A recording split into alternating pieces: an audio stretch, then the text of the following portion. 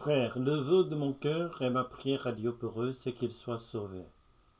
Je leur rends le témoignage qu'ils ont du zèle pour Dieu, mais sans intelligence.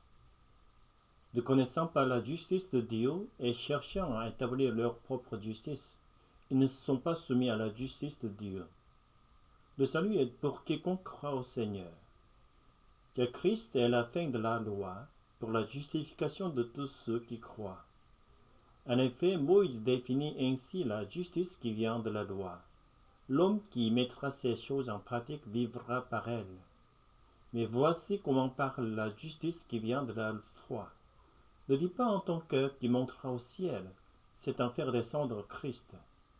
Ou qui descendra dans l'abîme, c'est faire remonter Christ d'entre les morts.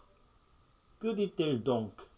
La parole est près de toi, dans ta bouche et dans ton cœur. Oh, c'est la parole de la foi que nous prêchons. Si tu confesses de ta bouche le Seigneur Jésus, et si tu crois dans ton cœur que tu l'as ressuscité des morts, tu seras sauvé. Car c'est en croyant du cœur qu'on parvient à la justice, et c'est en confessant de la bouche qu'on parvient au salut, selon ce que dit l'Écriture. Quiconque croit en lui ne sera point confus. Il n'y a aucune différence en effet entre le juif et le grec, puisqu'ils ont tous un même Seigneur, qui est riche pour tous ceux qui l'invoquent. Car quiconque invoquera le nom du Seigneur sera sauvé. Comment donc invoqueront-ils celui en qui ils n'ont pas cru?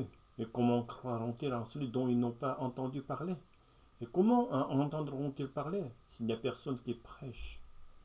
Et comment y aura-t-il des prédicateurs s'ils ne sont pas envoyés?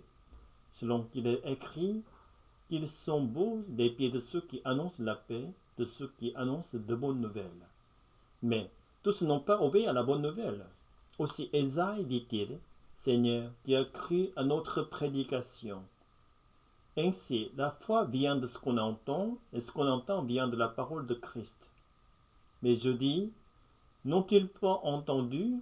Au contraire, leur voix est allée par toute la terre, et leur parole jusqu'aux extrémités du monde. Mais je dis, Israël ne l'a-t-il pas su? Moïse, le premier dit, j'exciterai votre jalousie parce qu'il n'est point une nation, je provoquerai votre colère par une nation sans intelligence. Et Ésaïe poussa la hardiesse jusqu'à dire, j'ai été trouvé par ceux qui ne me cherchaient pas, je me suis manifesté à ceux qui ne me demandaient pas. Mais au sujet d'Israël, j'ai tendu mes mains tout le jour vers un peuple rebelle et contredisant.